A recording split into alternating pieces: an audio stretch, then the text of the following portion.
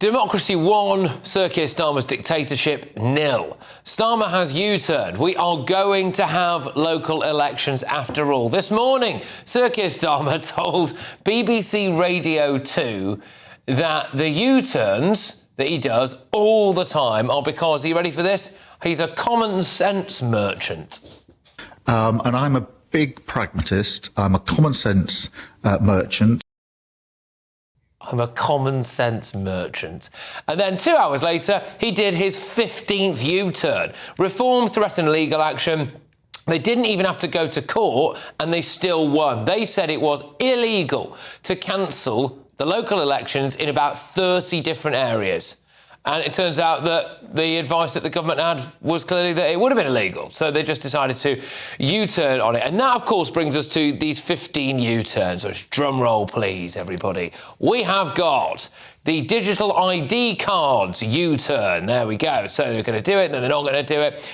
Business rates for pubs, that's going to U-turn on that as well, you know, probably because they were banned from a load of boozers.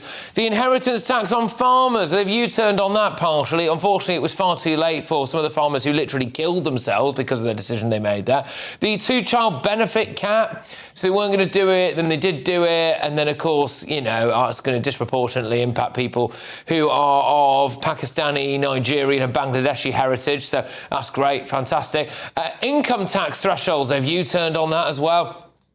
Workers' day one rights, magnificent. So, you know, you get a job and then on day one you decide to sue your employer and Labour's your best friend there. Waspy women's compensation, that you turned on that. They all held placards, didn't they, before the last election? Yvette Cooper even went up north and put on a Yorkshire accent and said to everyone that she was going to help do right by waspy women. And then it turns out that actually she didn't mean that at all, did she? So they U-turned on that. Welfare and disability benefit cuts. Do you remember when Rachel Reeves cried? Yeah, it's over that, wasn't it? Because there was that rebellion. Well, there was going to be a rebellion, so they didn't end up doing it. So now we just all have to pay more tax. Grooming gangs, national inquiry, far-right bandwagon, wasn't it? Oh, no, you're all jumping a far-right bandwagon. All right, let's do it, but let's water it down so that we don't really focus on the aspect of Pakistanis being some of the rapists there.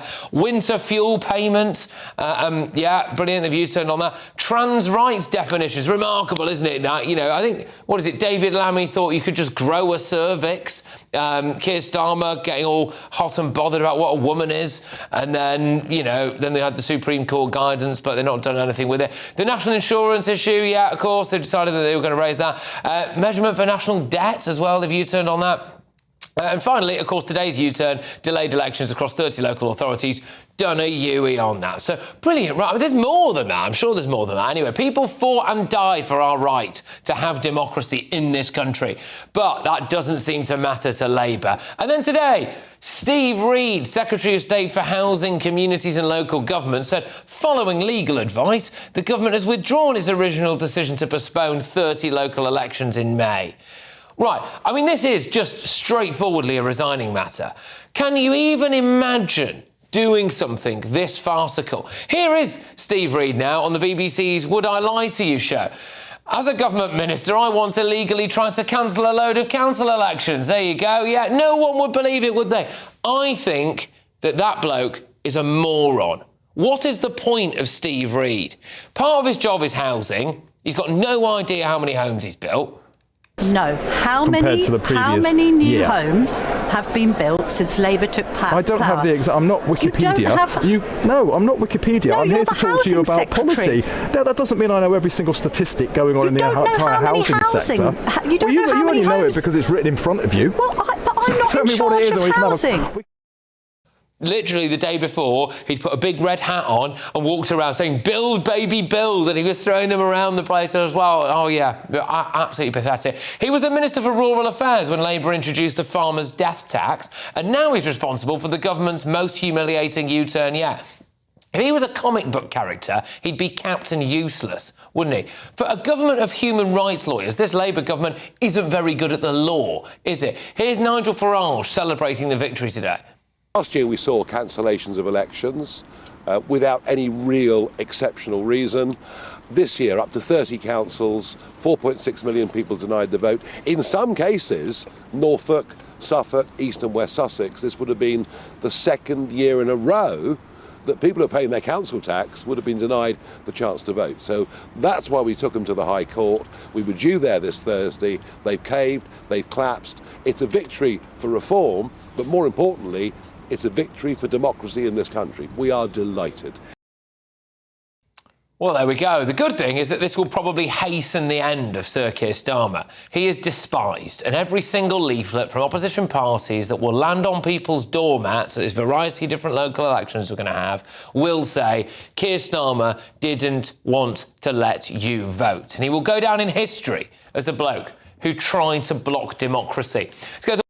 Using the internet without a VPN, a virtual private network, is a bit like taking to the road without car insurance. All it takes is one unlucky moment to cost you a lot of cash. This video's sponsor is Private Internet Access. They are the VPN to help keep you safe. Click the link in the description below to find out why over 30 million people have downloaded PIA to protect themselves online. A virtual private network is an app that hides your IP address and helps keep your data private. When you're browsing the internet at home, you give up a large amount of data to businesses, to shops, and indeed to social media giants too. Hackers have the ability to steal your personal data with ease, including sensitive information such as passwords, keystrokes, and even your personal photos. Private Internet Access helps protect your personal data by encrypting your internet connection to keep your data out of the hands of cyber criminals. And it's not just hackers either to be concerned about. Information can be censored too. When Canada passed their C18 bill, social media giants decided to ban news content on their platforms. But PIA can protect your ability to consume the news and content you love. Private Internet Access is available for Windows users, Mac OS, Android, Linux, iOS, and you can use one PIA subscription to protect an unlimited amount of devices.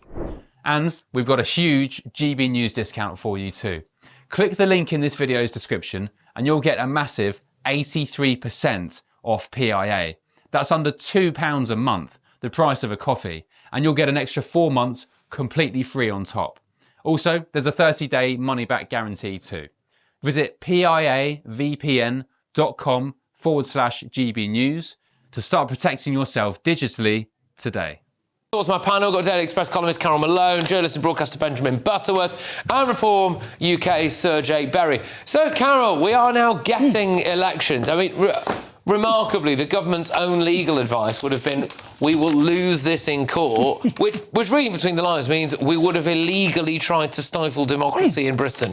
Fantastic. You think it's a question that the Prime Minister, who was a lawyer and was in charge of the CPS, might have asked when this first was mooted weeks and weeks ago. You think it's a question that Lord Herner might have addressed when this was first introduced weeks and weeks ago. But no, Starmer's the man who says, you know, he's always saying in Parliament, I will not be lectured on the law. Well, maybe he should be, because it was clear, it was as clear as day this was going to be illegal. You know, but what I think about Farage then, I think Reform are going to get more votes than they were going to get ordinarily. You know, he's the only party leader that took action on this. He launched this legal action in the High Court. It was due to be heard on Thursday. Every other party leader in this country said it was disgraceful, it was an assault on democracy, and nobody did anything. And the point is, those elections would have stayed cancelled had it not been for Nigel Farage, and that's a fact. And I think that's going to get him a lot more votes come May, and I think Starmer's going to lose a lot more. This was an assault on democracy, but the idea, he thought he could chance it and get away with it. Well, the criticism that Labour likes to wheel out to Nigel Farage and reformers, he idolises Putin, doesn't he? Which, by the way, is a ridiculous thing to say. And it's completely untrue as well. It's a bit of a mischaracterisation about what was said there. But anyway, well, actually, they've basically been caught out, essentially, illegally trying to ban elections. So what do dictators do? They stifle the freedom of the press and cancel elections. Well, hello, Keir Starmer. Look, what's extraordinary about this, and they're actually just picking on something Carol said, the reason Kemi Badenoch and the leader of the Liberal Democrats, Ed Davey, and Keir Starmer have been quieter about this is because their council leaders, despite the crocodile tears from Kemi and Ed Davey in Parliament, their council leaders have been going along with this because turkeys never vote for Christmas. They certainly don't vote for Christmas to come a year early in their mind. And, you know, this has been an outrage that the government has gone along with these weak council leaders who've wanted to run away from democracy and illegally tried to cancel these elections. And let's be clear about why the government's given it away on this, is the government today was due to deliver its defence for the reform judicial review to court. They obviously realised they had no defence to this illegal act, and then they just decided to give way. And what I'm really looking forward to in May is, funnily enough, Kemi Badenoch said, Nigel Farage has helped me with my spring cleaning. Well, I think come the 8th of May, she might find that Nigel Farage and Reform has done a bit of spring cleaning of all those Conservative and Labour councillors out of office. We can't wait. Let's let the electorate get going. Let's get rid of these rotten councillors. Right, OK. Well, but I mean, we are now living in a country where the government has been caught out just trying to cancel local elections for political gain. No, that's completely wrong. I mean, first of all, I don't think the Liberal Democrats would have not wanted it to go ahead. They're polling pretty well. They did. It was one Liberal Democrat council applied to government to cancel it. That's simply not true. No, I'm saying they wouldn't have wanted to do it because they thought they would do badly, because they're polling very well. But look, it wasn't the government that stopped this. It was local councils that were given the option because they are being restructured. And I actually think it's a terrible shame. Tosh. I think it's not tosh You're at all. just peddling the party line. That's exactly what Starmer said. And the Electoral Commission was quite clear weeks ago when it said that local government reorganisation was not a good enough reason to cancel elections. Even Keir Starmer's admitted that isn't true. Surely you can now change your position. It's just tosh. It was, God forbid, I'll get a word in edgeways. It was local council leaders that wanted to do this, and it's because those are in authorities that are being restructured. No, I think it's it is because a total... 21 of those councils... Thank God I'm not paid per word. 21 of those councils are Labour-run councils. It's not because they were restructuring. It's because they're being restructured. That's why they had the option to delay it. And I think it is a shame and a waste of money that these will go ahead, because it will cost £60 million to elect councillors that will not be there, in many cases, as soon as a year's time, because they are being reorganised. You know what's going to cost? That is a waste of public money. I would rather that went on fighting illegal immigrants than paying councillors that won't have to what's going to cost millions of pounds is you just want more government and more bureaucracy. You're just trying to make a noise now. What's going to cost even more money is councils now are going to have to be compensated because they're going to be in a mad scramble to get ready in time for the elections. They're going to be having to do it unnecessarily quickly, and Steve Reid is going to actually compensate them for that and give them more money. And that's the £60 million. That's our money. And Carol's right. That is the £60 million figure. This is a shambles.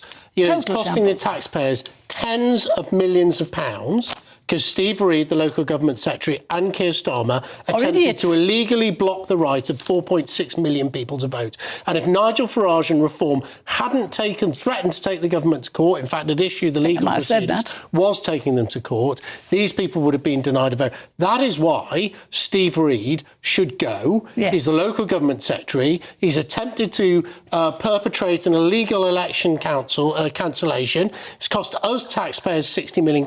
If that isn't a resigning matter, then what is? This guy's a weapons-grade moron. I mean, have you ever seen anyone of this low calibre anywhere near office doesn't know? Because the other thing about it is how angry he gets when you question him. It's not just... You can tell when someone's, I would argue, a bit low IQ, because, when they are saying things like, how many houses have you built? And they kick off. They just have anger. They resort to anger. How can he possibly stay in power in a position? Steve Reid is a very competent person. OK, fine. Give us some evidence. I've known him for many years. He was an excellent leader of Lambeth Council in South London. He's a perfectly intelligent person. The fact is that, running a government is clearly not a simple thing for anybody. He's out of his depth. And no, sometimes other people make decisions and you have to deliver them. That's the nature of a cabinet. But the idea that electing a load of people to run councils that will not exist 12 months later is just a waste of public money. It's not because, can I just say this? Because this country currently is in the doo-doo, right? We need open heart surgery on various different aspects of it. And having councillors in a position for another 1 or 2 years, however long it was going to be... would have been there for 7 years. It would be 7 years, exactly, with no incentive to really do anything, no incentive to shake anything up, because they're going to be out on their backsides at some point in a couple of years. I would rather go through the cost of having elections now. People people who are then elected into these positions so you think when with people a rocket can't get, up their backside, when people can't get vital drugs on the NHS, or there aren't enough teachers in schools, you would rather the money go on a load of parish councillors to do a bit more bureaucracy for a start. that You're aren't really going to struggling now. So none of them are parish councillors. This is true. That's the first thing. We're talking about borough councillors, so that's the first thing. But actually, democracy is always inconvenienced people in power. I can tell you, I was elected for 14 years. I didn't go, it was an election, I might lose my job. It was always an inconvenience, but that's the country we live in. It is a democratic country. We elected members of the European Parliament.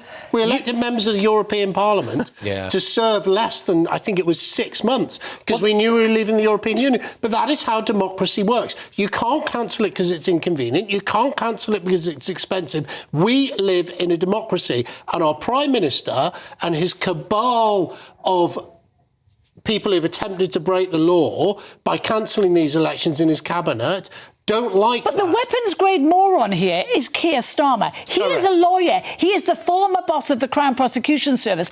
A cursory check would have allowed him to find out that cancelling elections are illegal. He didn't make that check, and he's trying to pretend today that he's just had legal advice today that this is nonsense. They should have found this out weeks and weeks ago. They knew it was illegal, and they pursued it because they did it on the off chance they were going to be successful. And had it not been for Nigel Farage launching this High Court action, they would have stayed cancelled. Well, anyway, there you go. And if you are one of these 4.6 million people who's now going to get a vote, then I'll be fascinated to see which way you're going to go.